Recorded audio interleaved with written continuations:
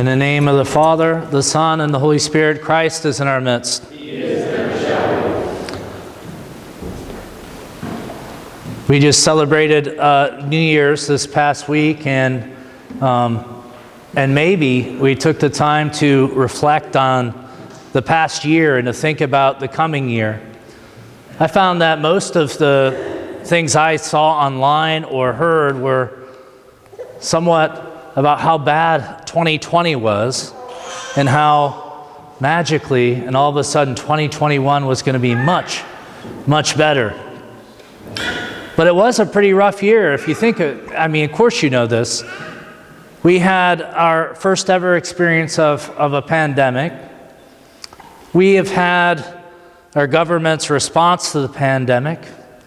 We have had our division in response to our government's response to the pandemic. Also, in a very polemic time, a time of an election year. Besides this, we had our usual earthquakes, floods, fires. We didn't happen to enter into any wars that we know of anyways yet. But you put this all together, this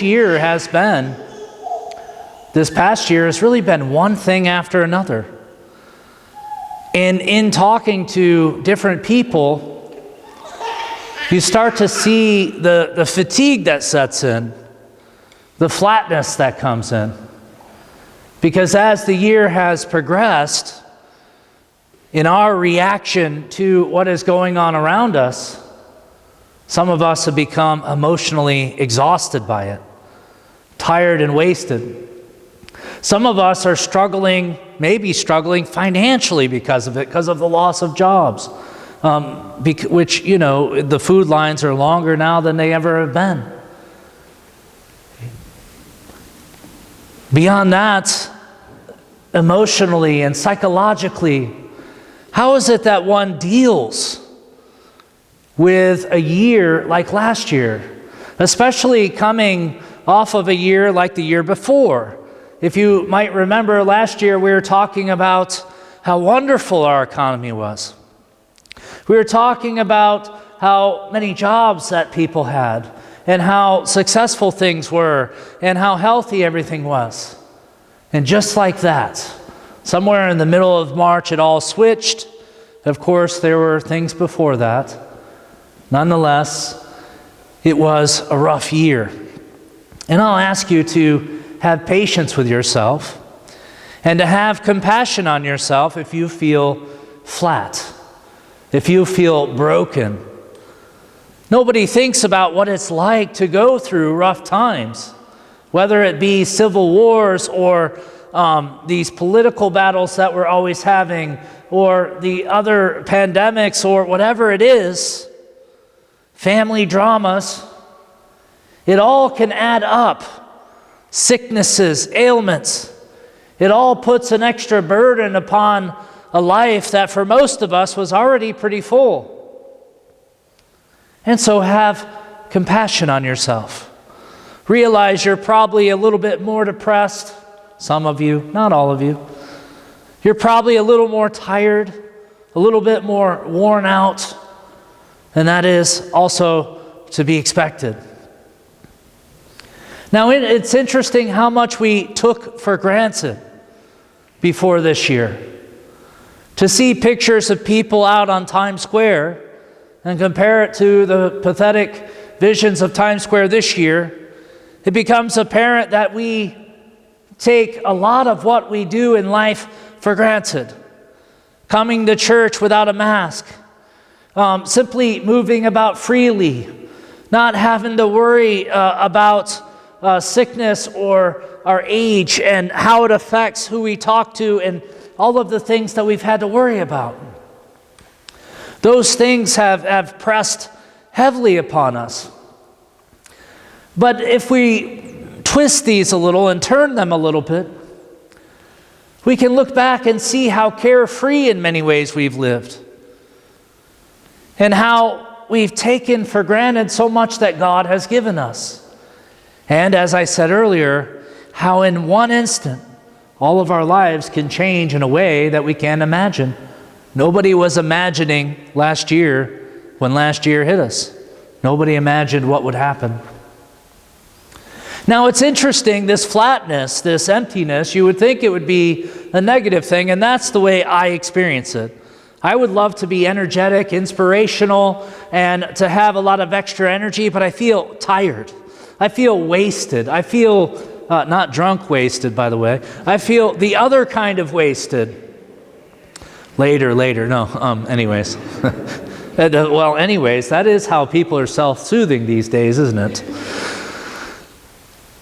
This flatness that we experience isn't necessarily a bad thing. In the case today, we had Dina Sue's chrismation, and we asked that the all-Holy Spirit come upon her, that it fill her.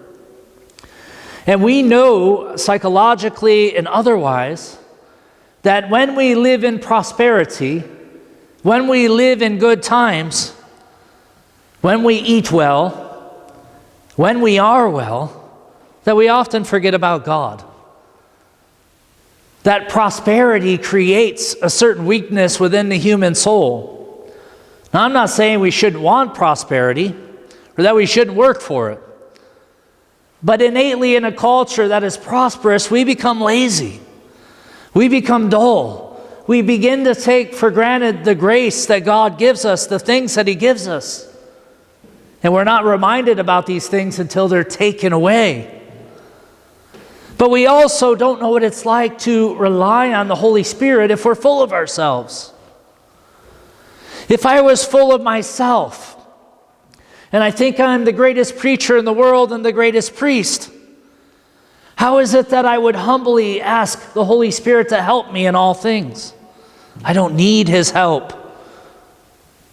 And that is an example in the priesthood, but in our everyday life, in this flatness that we're experiencing now, we have a great opportunity. It is to begin to get over ourselves, to get over our plans for the future, to get over all of our wants and desires and how things should be, and begin in our brokenness, in our flatness, to turn to God and ask for His help, to ask for the Holy Spirit to guide us, that He would guide us and help us to not take for granted what has been given to us, to not take for granted the opportunities that we have day by day, to help us become vessels of the Holy Spirit so that Christ can flow through us, so that He can come and visit other people. We have been given an opportunity in our flatness to identify with a whole segment of our population who lives this way all the time, regardless of whether there's a pandemic. So as we encounter 2020, I wouldn't look at it as we always are hopeful for some sort of reprieve. We all want the virus to go away. We all want division and the fighting, our in society for fighting to go away, the riots, and all the various things that plague us. We all want them to go away. But if they are not to go away, first of all, we should have a little compassion on ourselves for being worn thin. But in our being worn thin, we should always turn to Christ. Ask Him to fill us. Ask Him to guide us. And ask Him to manifest Himself through us. On the Feast of Theophany, which we'll be celebrating this week, Christ, the God of all, the creator of the universe, enters into the water. And water in biblical symbology is always the symbol of chaos. He enters into that chaos and He comes out of it, and the Holy Spirit descends upon it. May He enter into the chaos of our society, of our own lives, of our flatness, of our emptiness. May He raise us up with Him. May He fill us with His all-Holy Spirit. And may He give us the buoyancy we need to get through these troubling times and to find some sort of joy in them. In the name of the Father, the Son, and the Holy Spirit, Christ is in our midst.